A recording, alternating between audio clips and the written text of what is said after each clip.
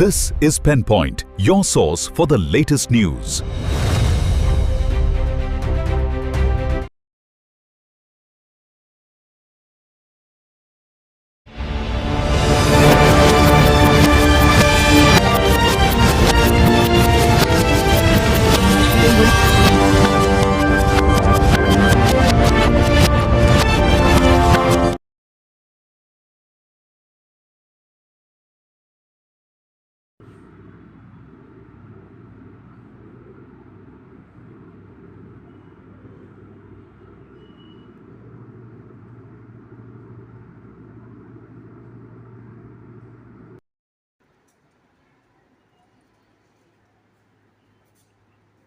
సాలూరు అంటే రసాలూరు సాలూరు.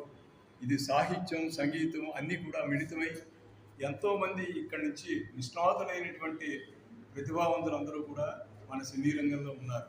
ప్రధానంగా సాలూరు రాజేశ్వరరావు గారు, హనుమంతరావు గారు, కంపెళ్ళ సత్యం, వీళ్ళందరూ కూడా సినీ రంగానికి ఎంతో సేవ చేసినటువంటి వ్యక్తులు. ఆ కోవకు చెందిన వారే మన కబీర్ షా గారు. శ్రీ కబీర్ షా గారు మన సాలూరులో ఆది నుండి కూడా లలిత సంగీతానికి పేరు ప్రతిష్టలు తెచ్చినటువంటి వ్యక్తి. ఎక్కడ ఏ నాటకం అయినా ఆ రోజుల్లో ఈ కబీర్ షా గారు పాటలు స్వయంగా స్వరపరిచి ఆ పాటలు రికార్డ్ చేసి ఆ నాటకానికి ఇవన్నీ వాడే తెచ్చేవారు.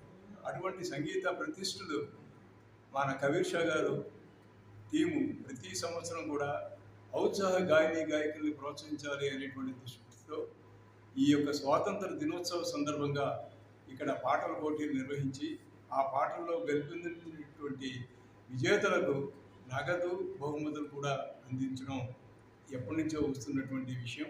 అయితే ఈ సంవత్సరం మేము నిర్వహించినటువంటి ఈ కార్యక్రమంలో ఎంతమంది గాయకులు పాల్గొన్నారు, ఎలా జరిగింది అన్నది మిత్రులు భాషా గారు తెలియజేస్తారు.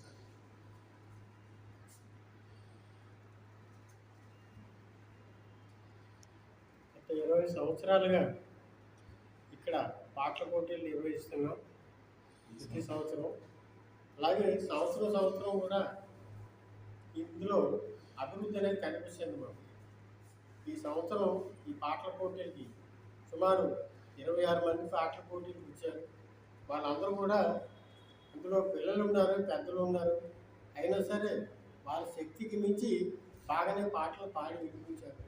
అయితే ఎంత బాగా పాడినా ఇందులో ప్రైజులు మాత్రం ఆ మార్కులు తగినట్టుగా ఇవ్వాల్సి ఉన్నది. కాబట్టి ఈ కార్యక్రమంలో మేము ఫస్ట్, సెకండ్, థర్డ్ 2 కన్సల్టేషన్లు ఇచ్చాము. ఇంకా ఎక్కువ మంది వచ్చినట్లయితే మాత్రం లేడీస్కి వేరేగా, జెంట్స్ వేరేగా విడదీసి చేద్దాం అనుకున్నాం. కానీ కాంపిటేటర్స్ 26 మంది రావడంతో దాన్ని కాస్త కుదించుకొని అందరినీ కలిపేసి ఫస్ట్, సెకండ్, థర్డ్ 2 కన్సల్టేషన్లుగా మేము ఈ విభాగాలుగా ఇవ్వడం జరిగింది. ఈ కార్యక్రమంలో మాకు ఈ సంవత్సరం ఈ రిటైర్డ్ ఎన్జిఓ భవనం వారు సహకరించారు.